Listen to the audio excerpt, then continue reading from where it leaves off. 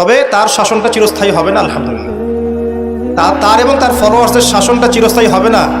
তারা যে মনে করে বসে আছে যে এই হচ্ছে সত্যিকারের, সে সত্যিকারের সত্যিকারের মাসিহকে তারাই হত্যা করার চেষ্টা করেছিল। তার নাম কি? ঈসা আলাইহিস সালাম। তিনি হচ্ছেন সত্যিকার। আল্লাহ পাক তাকে উঠিয়ে নিয়েছেন, তাকে আল্লাহ পাক নামাবেন দামেস্কে, এবং তার হাতেই এই মিথ্যা মাসিহের মৃত্যু লেখা আছে ইনশাআল্লাহ তাআলা। এবং তারপর ঈসা আলাইহিস সালাম তার ফলোয়ার্স বা তার অনুসারীদেরকে নিয়ে বিশ্বে শান্তি প্রতিষ্ঠা করবেন ইনশাআল্লাহ।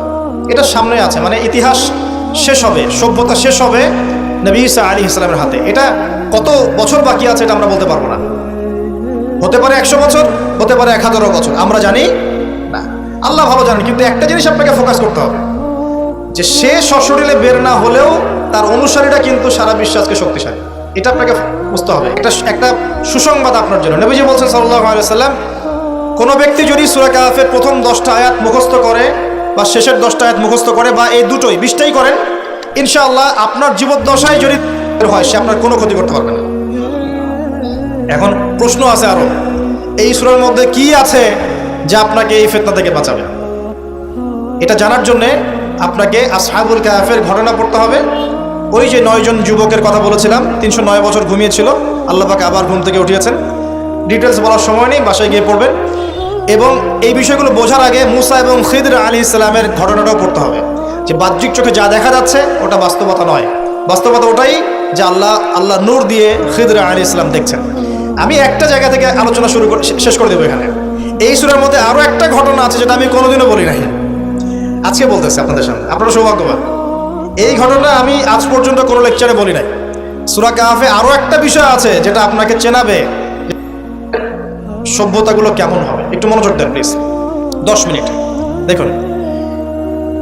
এই সূরার মধ্যে 4টা ঘটনা আছে। কয়টা?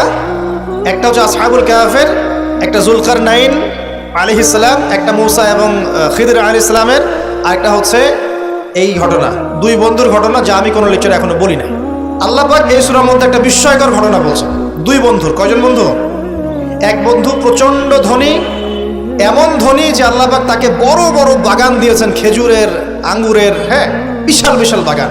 এবং তার মধ্য দিয়ে নদী চলছে। নদী, একটা নদী চলে যাচ্ছে ভিতর দিয়ে, 2 পাশে বাগান। তাহলে কত বড় প্রপার্টি চিন্তা করেন, একটু চিন্তা করেন। আমরা তো বিঘা আর এই যে শতকের হিসাব করি না। আল্লাহ বলছেন যে 2টো বিশাল জান্নাত দিয়েছিলাম তাকে, মানে বাগান দিয়েছিলাম, ফলের বাগান, মাঝখান দিয়ে নদী প্রবাহিত হচ্ছে। এবং প্রত্যেক বছর 2 বার করে এই জায়গায় ফসল ফলতো, প্রচুর ফসল হতো। তো এত ধন সম্পদ পাওয়ার পরে এই বন্ধু, মানে এই ব্যক্তি, তার এক গরিব বন্ধুকে নিয়ে এই বাগানে ঢুকেছে। ঢুকে হাঁটাহাঁটি করছে, গল্পগুজব করছে।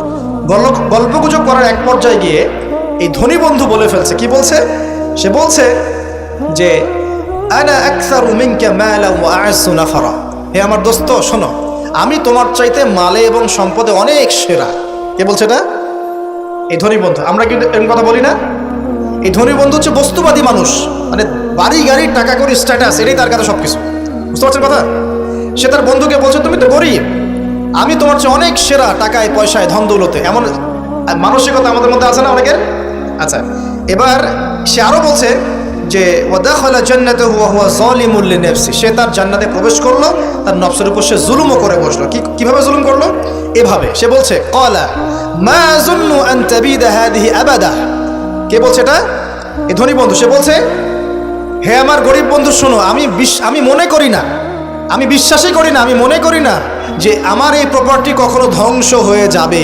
আমি এটা বিশ্বাস করি না।